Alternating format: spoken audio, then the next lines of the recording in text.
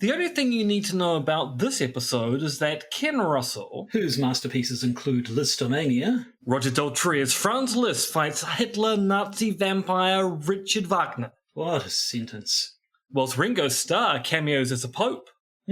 And Lair of the White Worm. Hugh Grant and Peter Capaldi, a sex dream on a plane that has to be seen to be believed. Also directed a dramatisation of the Dreyfus Affair for the BBC and cast Richard Dreyfus not as his namesake, but rather as Colonel Picard.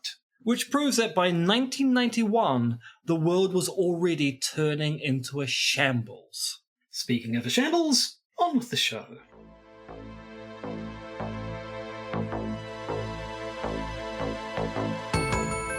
The Podcaster's Guide to the Conspiracy, brought to you today by Josh Addison and M. Dentith.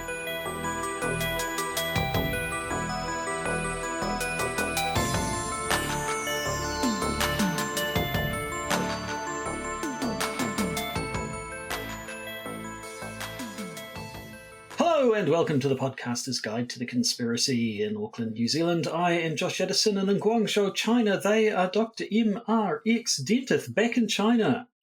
So we were hoping to have recorded an episode while you were in New Zealand, but that didn't work out due to filthy diseases.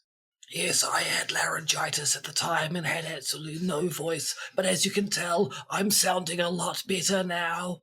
Well, you're sounding like David Attenborough, which, yes, is a lot better in any circumstance. And now we watch the podcasters as they begin their mating ritual to produce a brand new podcast, something which happens, unfortunately, every 45 minutes. But so I suppose before we get into the thing, a report. I actually can't remember. Last time we recorded an episode, you were down in Dunedin doing your thing. Did you have any final report from your time down there? Actually, so it was a very productive time when I was down in Dunedin. So I gave a talk. I gave two talks. I'm trying to remember exactly how much coverage we did at the time. I gave a research talk, which is called Profligate Conspiracy Theorizing, that is about to be submitted to a journal under a new and revised title due to feedback I got between Dunedin and Auckland when giving the talks, both in the Otago Philosophy Seminar Series and the Auckland Seminar Series.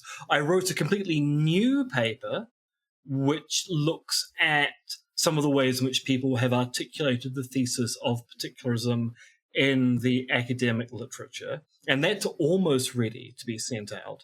So from an academic perspective, it was incredibly productive. From a health and lifestyle perspective, however, I have to say that getting laryngitis in the third week of your 4.5-week fellowship, A, makes life difficult as a podcaster, and B, makes life difficult as someone who's co-teaching a course. Because when students are giving seminars and you want to give them feedback, it's not helpful for the person to go, look, the point I want to make about your thing is,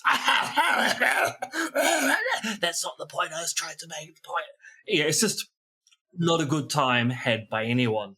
No. And I should point out, I'm not quite recovered yet, so actually doing the impression of laryngitis is actually not doing my respiratory system any good whatsoever. Right. Well, let's put that one to rest then. Disease aside, it sounds like it was a profitable and useful trip. It was. Unfortunately, the laryngitis did mean the 10 days I devoted to being in Auckland, catching up with family and friends, essentially became 4 days of cramming as much socialization as possible in, because for 6 of those days, I was basically holed up in my mother's spare bedroom with the heaters on, trying to dry out my lungs. But anyway, you had the fun and adventure of international travel once more. And your yes, international travel all the way down to the region of Otago and the city of Dunedin in the South Island of Aotearoa, New Zealand. Very exciting international travel. Actually, I have to say, Dunedin actually is a lovely little town. I've been there once and quite enjoyed it, yes. But you're back now, back to the usual routine, presumably.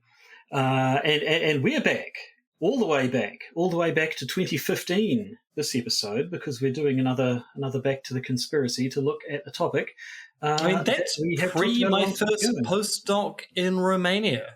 It is. It's still the first year of the podcast. No, it's not. It's the second year of the podcast. We started May 2014, didn't we? Yeah. So second year of the podcast. We were young and fresh-faced and full of piss and vinegar. And we thought that the funniest joke of all time would be to talk about the Dreyfus Affair, but talk about Richard Dreyfus the entire time. Yeah. And so we sort of did that. But anyway, getting ahead of ourselves, we haven't even played a chime. Good Lord. How can we possibly discuss any serious topic without some sort of a jingly-bingly thing on the front of it? Let's do that now. Well, I'll give you a go now. Bingle, bangle, boo! Got anything else? Waka daka, haka waka. Yeah, we'll come up with something, I'm sure. Buckle up. We're going back to the conspiracy. Yes, so we are going today to revisit the Dreyfus Affair. Now, of course, the first thing to say about the Dreyfus Affair is that it happened in France, and in France they would not have said Dreyfus. It was something along the lines of Dreyfus, but neither of us speaks French and is going to try a French accent. You're not going... you would. No. You're not I want going to do a French accent. This is my usual boilerplate here. Also, as New Zealanders, we have absolutely no respect whatsoever for the Republic of France. France is the only country in recent memory to have committed a terrorist attack upon New Zealand soil with the bombing of the Rainbow Warrior. The French Republic is a terrible, terrible institution which not only tried to cover up the state's involvement in the bombing of the Rainbow Warrior, but also celebrated the terrorists upon their return to France when they're meant to be returning in shackles and not be given a military parade. It is our patriotic duty as New Zealanders to mangle every single French word that we can. So this will be the Dreyfus Affair, and it will always be the Dreyfus Affair. I'd say Dreyfus myself. But anyway, we can mangle it differently. You say Dreyfus, I say yeah. Dreyfus. Let's call the whole thing off. Well, I bet they wish they had, because, yes, as we will see, the Dreyfus Affair did not reflect well on many people in France and was quite the to-do. So back in December of 2015, we were actually writing the preambles to our own episodes. Do you want to relate what we said originally the last time? Certainly. Let's go back in time to December of 2015, episode 78, which started with: the story of the Dreyfus Affair is both stunningly simple and deceptively complex. Let's start with the simple. In September 1894, a letter was found which proved that someone within the French military was selling secrets to the Germans. Captain Alfred Dreyfus was blamed because he was the perfect victim. He was Jewish, he came from a Germanic part of France, and was a member of the General Staff. In short, he had the right background to be considered a traitor to the fledgling Third French Republic. The problem was, he was not a traitor. The real culprit was French Army Major Ferdinand Wolston Esterhazy, who was selling minor secrets to foreign powers to cover his gambling debts. Still, this did not trouble the various courts which tried and retried Dreyfus. Once the initial verdict of guilty was in, the courts refused for 5 years to recognise that a miscarriage of justice had been carried out. Why? Well, politics, basically. Both the politics of who should be the final arbiters of justice about matters military, as well as the politics of race. The military did not want to admit they'd got it wrong, and virulent anti-Semitism made it hard for people to accept that Dreyfus was not a traitor, despite the lack of actual evidence. That, then, is the simple story. Yet this is the podcaster's guide to the conspiracy, and we don't like simple stories. We like complex tales of conspiratorial explanation. So, sit back and let us tell you just how deep the rabbit hole goes on this particular matter. It's true 10 years ago as it is today.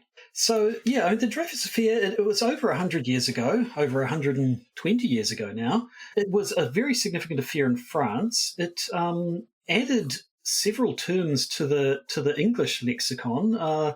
If you've ever heard someone slightly pretentiously say "j'accuse" when they're accusing somebody of something, it comes out of the Dreyfus Affair. The term intellectual, at least as a noun, I think intellectual as an adjective had probably been used widely before that, but we're referring to someone as an intellectual, and particularly a public intellectual. The idea of that came out of the Dreyfus Affair, as well, as we will see. And it had long-term consequences, because the flow-on effect of how the French Republic dealt with the consequences of the Dreyfus Affair went all the way up to the 1980s. But it starts in the 1890s with the conviction of a man called Captain Alfred Dreyfus. Josh, I told you, we're not doing any proper French pronunciations. Captain Alfred Dreyfus. I actually now require you to really mangle that name. Really, really mangle that name. Even the bit that looks like it's in English, you need to mangle it. No, to a French person, pronouncing something as though it were English is the greatest mangling that you could possibly do. I think Alfred Dreyfus. Old Al Dreyfus. Yeah. He was Al Dreyfus. Yeah. Al Dreyfus. He was a French artillery officer of Alsatian and Jewish descent. And yes, as the introduction said, there was this letter, this bordereau, which was found. It was fished out of a wastebasket or something, wasn't it? It was. They found this letter, which was proof that someone had been selling military secrets to the Germans. Now, they didn't know who, and from what I can gather, in the manner that unfortunately persists to this day, the law enforcement's main tactic was to find someone who fit the bill. Yeah, it was a classic case of later. Look for the usual suspects. And the usual suspects are people who aren't white French men. People with suspect backgrounds, people born in border regions, belonging to an ethnic minority that everybody's a bit suspicious of, because it is the 1890s. This is, I'm about to say, one of the heights of virulent anti-Semitism in European history. I mean, this is... It never really goes away, but We've got the whole background of the protocols of the Elders of Zion also percolating away at this time. So, yeah, they basically go and look for someone who fits the bill of a cartoon villain, as opposed to engage in a real investigation. So, yes, in December of 1894, he gets convicted. He's convicted of treason. He's sentenced to life in prison. He was imprisoned on Devil's Island in French Guiana, which I assume is not called Devil's Island because they particularly because it's a devilishly good time. No. He would end up spending nearly 5 years there under particularly severe conditions. But in the meantime, some people who I assume right from the start had not been happy with the way this guy had been convicted based on basically no real evidence, as far as I'm aware at the time. Well, I mean, there was definitely evidence came up in the second trial. I don't know how much. Well, no. So I mean, the evidence per se, as we'll get into, is graphology, and we get this really. So to cut a long story short, they take the handwriting on the letter and they go, "Who does this handwriting belong to?" And a graphologist by the name of Major de Pâté de Clam, which sounds like pâté de clam to me, goes, well, actually, this handwriting belongs to Dreyfus. I mean, it doesn't look like it belongs to Dreyfus, but that's because Dreyfus has been faking his own handwriting, so that when we'd find evidence of his real handwriting, it wouldn't look like his handwriting, therefore proving his absolute guilt. Now, that was an argument that was taken seriously by the military courts. It really was, yes. So, well, was that the first trial? Because the point is he does get tried a second and convicted a second time. But that man that man, Major du Paty de Clam, that is Major Charles Armand Auguste Ferdinand Mercier du Paty de Clam. That's the most concentrated Frenchness I think I've ever seen. I'm surprised he didn't collapse in on himself and turn into some sort of a French black hole. He was as the name the title suggests, he was a major in the army. He was not a handwriting expert because there was no such thing as a handwriting expert at that time. I don't know if there really is these days. I don't know how reliable it always seems like we're finding out all these things that courts have relied on, like blood spatter evidence and bite mark evidence, all these things. Most forensic science is pseudoscience. Yeah, and I'm assuming graphology is the same. Well, because at one point in time, they were using graphology to be able to predict people's internal emotional states. Oh, the loop on your handwriting is far too extravagant, thus showing a homosexual urge, and the dangling J indicates a large penis, is the kind of things that people were doing with graphology throughout the last century. And so certainly this guy was very much an amateur graphologist. He was not from the school of graphology or however people would try to do in qualifications, but he set himself up as this handwriting expert. I believe he did a sort of a clever little trick where he got Dreyfus. And it was like, oh, hey, Dreyfus, while you're here, I've hurt my hand. I need to write this note down, but I can't write at the moment. So would you mind writing this down as I dictate it? And then basically dictated the wording that was on this mysterious letter so that they would have Dreyfus's handwriting writing the exact same text that was in the text on the letter.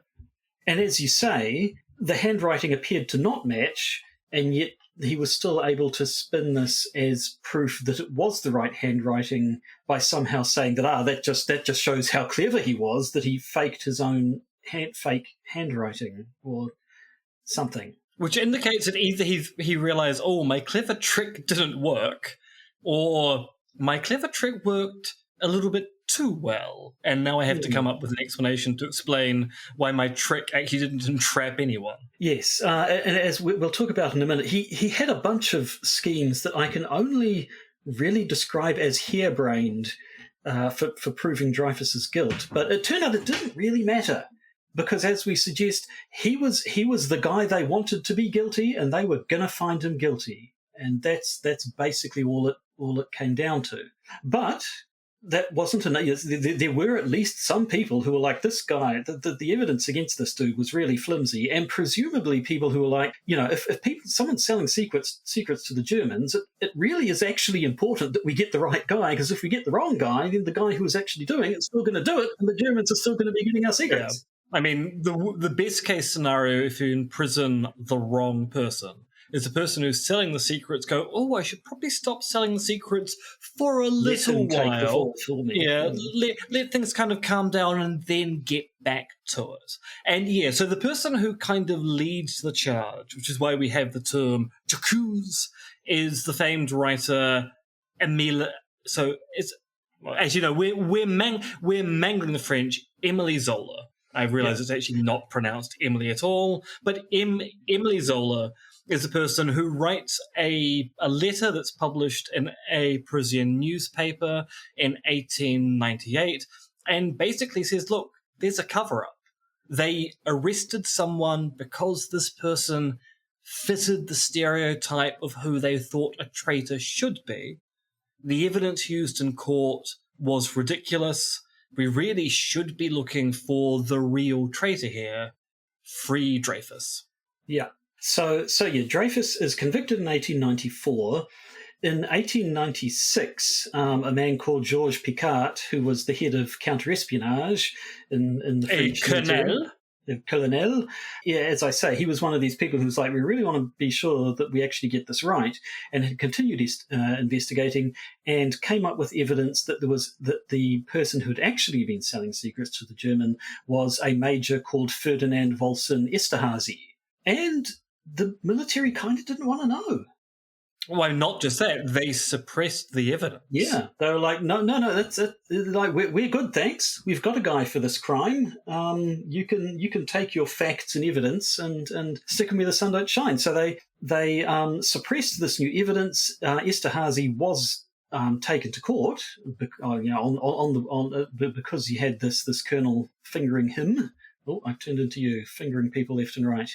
But he was immediately acquitted. He was tried and acquitted straight away. He was like, no, he's not guilty. Get it out of here. And he ended up, I believe, court-martialing Picard in the end, didn't they? When he wouldn't let it lie. Yeah. I mean, it's a series of tragedies after tragedies. So yeah, after this initial conviction based basically on racism or anti-Semitism, they had no interest in revisiting it in any way. So 1896, that comes up, and then by 1898, word has got out, it's gone around, and 1898 is when Emile Zola pens J'accuse, which is, this open letter that gets published in a newspaper January 1898. So at this point, it's a big deal. Activists are getting getting onto the government to have another look at it. And it's a giant social issue that people feel compelled to take a side on and really, really stick to it. They sort themselves into groups. People who are supporters of Dreyfus call themselves Dreyfusards, and people who believe he's guilty call themselves anti-Dreyfusards. And I wanted to talk about this a bit later but it really does remind me of the sort of crap you still see to this day on whatever the internet issue du jour is on the internet, where there's a case will come along and people seem to sort of make it part of their identity as to what side they supported, which meant that evidence really wasn't an issue. These people had decided, I'm an anti-Dreyfusard. I think he's guilty. I think the military's right. I'm not interested in hearing anything to the contrary, and would argue vociferously against people who thought, no, he's been framed, he's innocent. It's all, it was this massive, massive issue. And part of it is due to the fact that the French military and the military courts were very, very powerful under the Third Republic. And so, to a certain extent, the issue wasn't Dreyfus per se, it was the role of the military in the Third Republic. You had the Dreyfusards who were going, well, look, we think this is a group of people who are basically acting as despots in our republican system because there's no oversight, there's no checks and balances to what they do. They can just get away with whatever they like. And the anti-Dreyfusards who are going, yeah, but we kind of like that. We like a strong military in our republic. So that's kind of why it becomes the identity of so many people here. It's not about Dreyfus per se. It's about the nature of the political system these people are living in and under. Yeah. So at any rate, the social turmoil was enough that they recalled Dreyfus was taken back to France and put on trial again. And again, he was convicted. They still weren't willing to countenance the idea that the initial conviction was bad. But this time, rather than being given a life sentence, he was given a 10-year sentence. And then on top of that, again, what was the case we were looking at? Oh, the Scopes Monkey trial, where at the end of that, it seemed very much as though the authorities just wanted the whole thing to go away. And so it seemed like in this case it was similar in that he was convicted, given a 10-year sentence, but was then given a pardon and set free. Now, this was a bit sort of contentious because in order to accept the pardon, Dreyfus had to give up the appeal against his conviction. So it looked a bit like, and it certainly was taken as by his opponents, as an admission that he was guilty but was accepting the pardon. Because a pardon isn't saying you didn't do it. A pardon is saying you were convicted, but we're gonna let it slide. Yeah, it's not which saying does seem like the it. state is going, look, you got away with a bit of treason. Good for you. Good for you. Yeah. Eventually, this is 1899.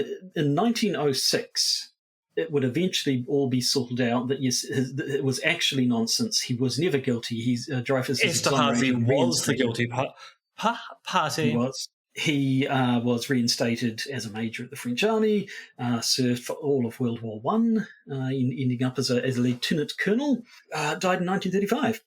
But let's talk about the trial a bit, shall we? Because evidence is the thing we like to talk about. Well, yes. And so we've already talked about the graphology. But the graphology is not the only thing that Pate de Clam was engaged in, was it? No. So, I mean, Zola in the Jacques letter, he talks about the stuff that I don't know where he had got his information from, but assuming it's true, it makes Major de Pate de Clam sound borderline unhinged in his efforts to prove Dreyfus's guilt. This is from the letter, translated into English, obviously. Talking about de Pate de Clam, Zola says, he was the one who came up with the scheme of dictating the text of the bordereau to Dreyfus, which we talked about just before. He was the one who had the idea of observing him in a mirror-lined room, and he was the one who Major Forzinetti caught carrying a shuttered lantern that he planned to throw open on the accused man while he slept, hoping that, jolted awake by the sudden flash of light, Dreyfus would blurt out his guilt. Which, as far as schemes go, I stand by my description of harebrained, trying to wake someone up in the middle of the night and hope they're going to go, I'm guilty, I did it all. That's. But Josh, it has to be a very specific admission of guilt. Because, I mean, Dreyfus could be guilty of all sorts of things. He has to be woken up suddenly go, oh, I am guilty of selling secrets to the Germans. Because he might go, I'm guilty. He goes, of what? Having a little tug last night. Who can? Yeah. So he had a whole bunch of ideas that try to get him confess and what have you. I believe Dreyfus, of course, had been leaned on very heavily to confess, and apparently, to the point where to commit suicide. But the evidence was basically all character evidence, or at least originally. Well, yeah, because they said, look, you're suspiciously expert in German, as if living on a border region between France and Germany wouldn't have kind of naturally gained you that expertise anyway. They alleged he had gambling debts, although I don't actually know whether he had any of those debts at all. I think they just went, the reason why he would do it would be... Seems like everyone has gambling debts these days. It's true. Days. And apparently one of the things against him was his really good memory. Yes, I don't quite see how that... Does that just prove how cunning he is? How he's able to put together these... I mean, I guess on one level you might go, well, look, he's got a good memory, so he wouldn't have to write things down, which would explain the lack of written evidence. He would just be able to memorize all the secrets and then transfer them to the Germans in their native tongue. But accusing someone of having a remarkably good memory and saying, it's a character defect seems like a very strange thing to do. Unless you imagine a court where everyone's, I'm sorry, my lord, I've forgotten, what are the procedural rules for introducing evidence? I have no idea. We must go, ask Dreyfus, he'll know, because he's a traitor. He'll remember that kind of thing. Yeah, yes, no, I don't get that. And then obviously there was the handwriting issue that we've talked about, and how circular the whole thing was, with where the fact that the handwriting didn't match just proves that it really was his handwriting. The trial itself was apparently quite unusual. It was a closed trial and non-standard to the point of possibly being illegal. Like if it was that they'd done things so strangely. But even then, the fact was that they had very little in the way of actual evidence against the guy. So the general staff gave the judges a secret dossier that had been created by the statistics section, which contained some fabricated information, and a letter which they claimed proved Dreyfus was the leak, even though they knew it was all fabricated. This sounds an awful lot like the dodgy dossier that justified the invasion of Iraq all the way back in 2003. Yeah, history The repeats. the case for invading Iraq isn't going particularly well. The public isn't really buying it. So an element of the government fabricates information to go, oh, no, the case is really good. Look at our fake evidence here. It's great. Yes, I mean, so the trial seemed dodgy from start to finish, but it gave them the result that they wanted. And then, as we say, after evidence appeared to come out that this trial, this conviction was completely unsound, and that indeed there was another person who was guilty, and we knew who it was, then we get into the cover-ups. Yeah, so basically after the trial, Picard continues to investigate, and he receives the stolen documents that had been passed to the German embassy and discovers that the only person who could have passed these documents on was Esterhazy. So he begins investigating the person who seems to be the only viable culprit to be the traitor, but Picard's deputy, one Major Henry, was going, well, look, we need this prosecution of Dreyfus to stand. So, if Esterhazy is going to be convicted of anything, it can't be for the reasons that Dreyfus was convicted, passing the document on to the Germans. It has to be for some other particular matter.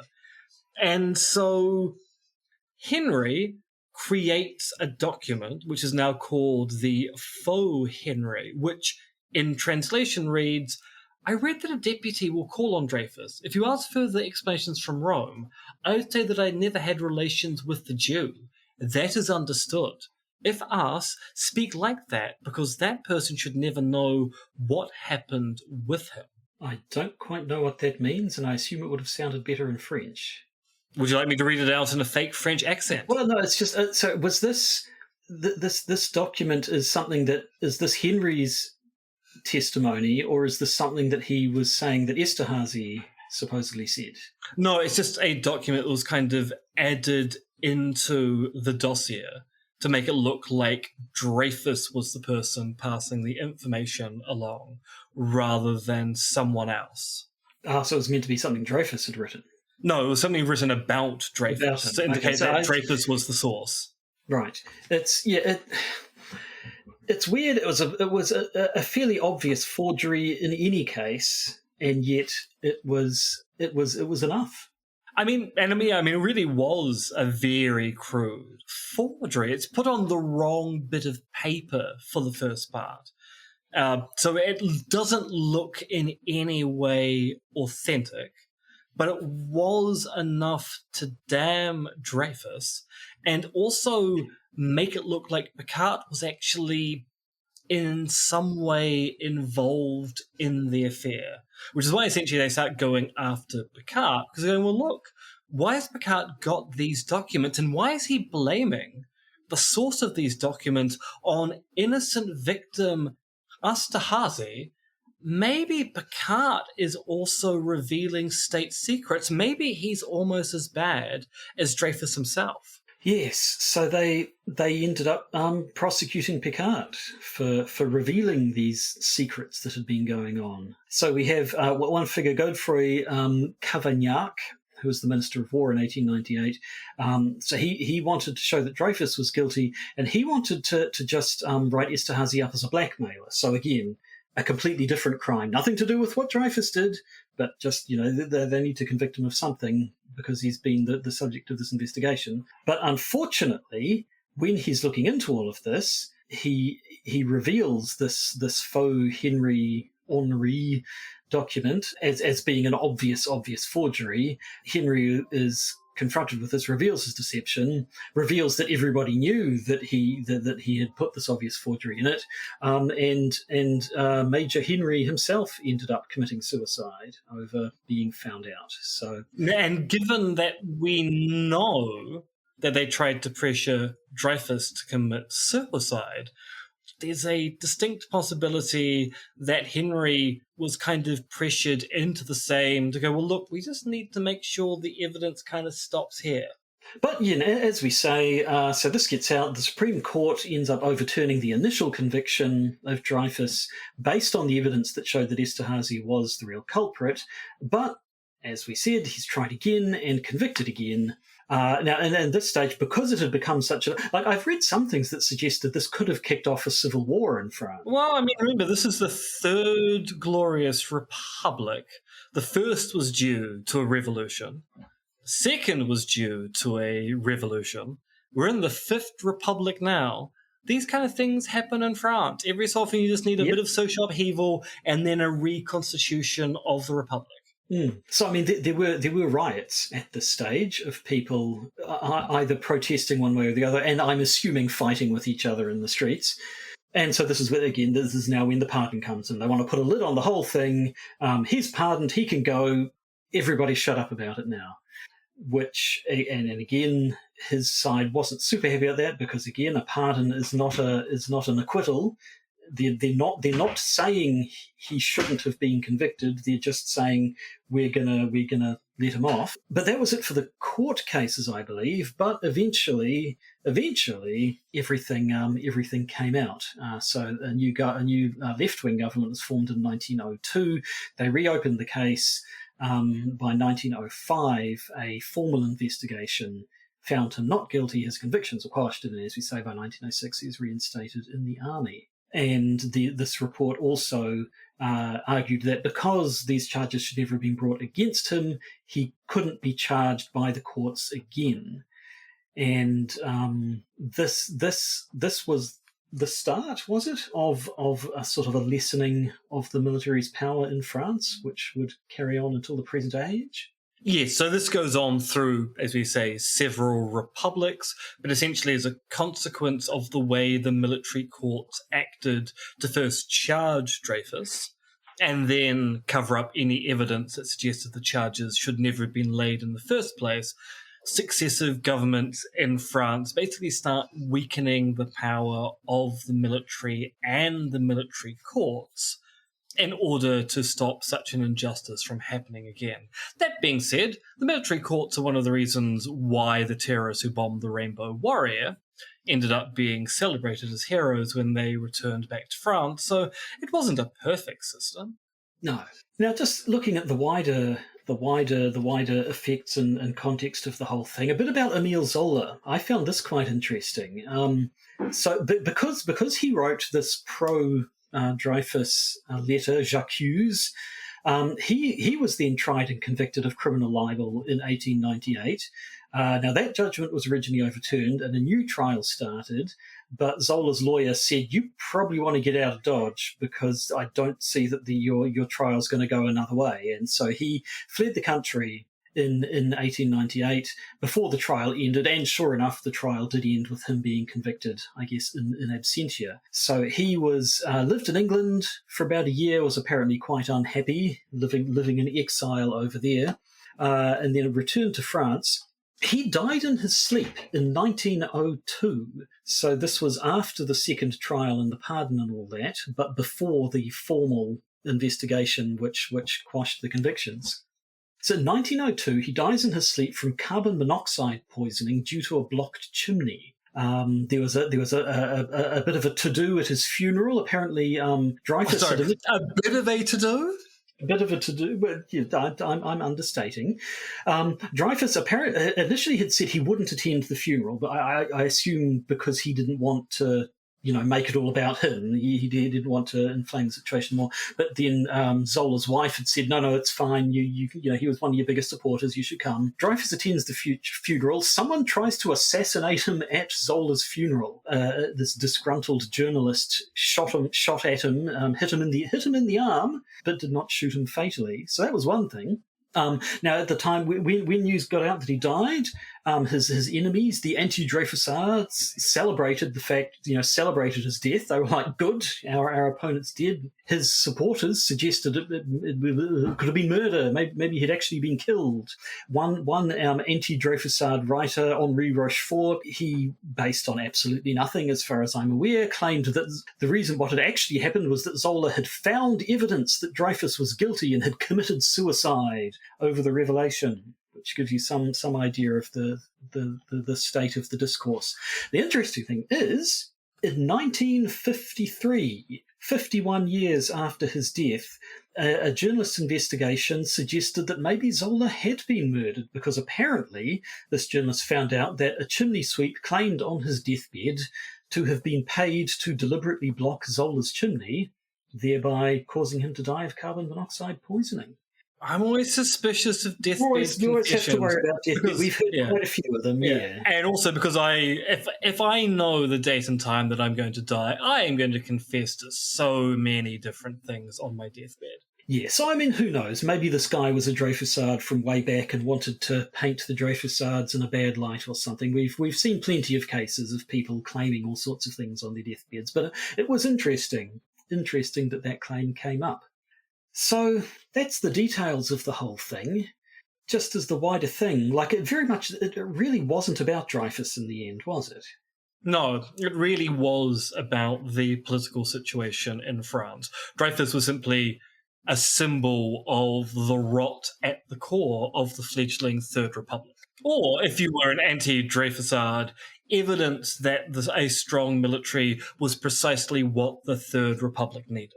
And that there were these elements within who were seeking to weaken it.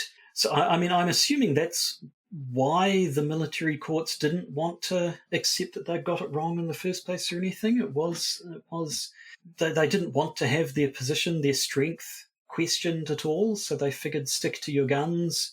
I mean, I think that's a very plausible interpretation. It was a saving of face. We've convicted someone of a crime. The crime is now dealt with. We really don't want to talk about the evidence. I mean, yeah, it kind of speaks to the idea of knowing that they, or at least believing that they have enough power that they can make the truth be whatever they want it to be, and also recognizing that their power would be threatened by it coming out that they'd got it wrong. Now, I believe it was 10 years since we've talked about this. I really don't remember what we concluded, but last time we talked about this, apparently we thought at the end, what would we have believed at the time? Hearing about this, would we have believed that Dreyfus was actually innocent, or would we have thought that the people defending him, who were conspiracy theorists, these were people saying there's been this conspiracy within the military to convict the wrong man and to cover everything up, would we have thought they were, quote-unquote, just conspiracy theorists? Well, I mean, as someone who belongs to the group of people who thinks that all cops are bastards, and that includes military police, I'm going to assume that my political instincts, if they were the same as they are now, would be I'd just be very doubtful that the military, who had just conducted a trial in secret, were doing things above board. Now, that's a political explanation as to why I wouldn't trust what was going on. I actually don't know how much discussion of the evidence was going on in French newspapers at the time, in part because if the trial was being undertaken in kind of an unusual level of secrecy, there probably actually wasn't a lot of discussion as to the reasons why Dreyfus shouldn't be found guilty, because there wouldn't be much evidence to discuss. Yeah, I mean, maybe it comes down to the sort of thing that you've talked about plenty of times in the past, about it comes down to what sort of society you believe you live in. Yeah, I guess if you believed that the military were the sort to overstep their mark and would do anything to protect their power, then you would perhaps be more inclined to believe a conspiracy theory against them. And if you didn't, you wouldn't. But it is difficult to say. I have to say that the social aspect of it, as I said before, it was that reading about Zola. It was reading about a guy. Here's a person on the other side of a disagreement to him has died, and immediately cooks up a story that he found out he was wrong and I'm right, and he committed suicide rather than admit that he was wrong all along. That really felt to me like something I would expect to hear out of a Gamergator, or the whole Johnny Depp Amber Heard thing was what it immediately. I honestly could imagine a Johnny Depp supporter hearing that an Amber Heard supporter had died and said, I bet you found out that Amber Heard was wrong all along and couldn't take the revelation or something. The social side of the whole making what side you take on a disagreement so part of your own identity that evidence isn't really so much of a consideration, or you're willing to bend whatever you hear into fitting your own political worldview, does sound very familiar to the sort of thing we still see to this very day. Indeed it does. The more things change, the more they stay the same, whether it be fabricating evidence to invade a country or making a dispute part of your core character. We're not that different from the French of the 18th century, or even the 19th century. Not in any way. We are essentially French, is what I'm hearing. So it's in that case, it's time to say au revoir. But first, of course, we have to tickle your taste buds. Is that the right phrase? With the bonus episode we're going to be recording for our patrons in just a moment. The tastiest of all people. Hang on, sorry, are we tasting them or are we tasting the content of the bonus episode? I've confused myself before it's got out of control. What I do know is we're going to talk about a bunch of stuff. We're going to talk about the fact that people were saying that Trump was possibly dead over the weekend. I'll own a fair amount of wishful thinking perhaps went into that, but there was a few things people pointed to. We'll talk about a bit of news. We'll talk about a bit of other podcasts. We'll talk about a bunch of the usual stuff, I expect. We will indeed. And that material is available to patrons who go and sign up to our Patreon, which is the podcaster's guide to the conspiracy. I recently discovered that Patreon introduced this thing called Autopilot a few months ago, which is their AI guidance to try and keep people subscribed to the platform, which initially they had turned off by default. A few weeks ago, they turned it on by default. Please be assured the podcaster's guide to the conspiracy will not be making use of AI in any way, shape, or form. We have turned autopilot off so that you will not be badgered or hectored by Patreon's AI to increase your pledges, renew your pledges, and the like. We want you for you, not because the AI wants you. The podcaster's guide to the conspiracy is firmly against badgers and people called Hector, and we always have been. So, until next time we record, assuming neither of our larynxes explodes in the interim. Or implodes. Or implodes. You never know. Tricky things, larynxes. It just remains for me to say, conspiracy you later. Jacules! Sorry, I sneezed.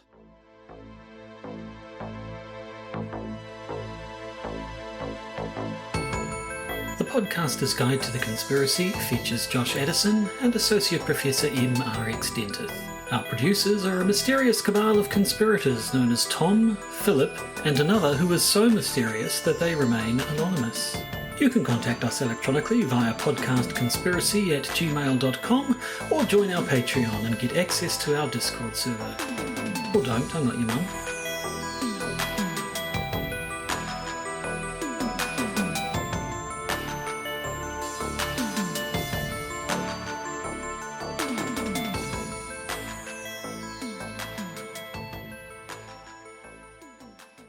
And remember, he who laughs last is standing behind you right now.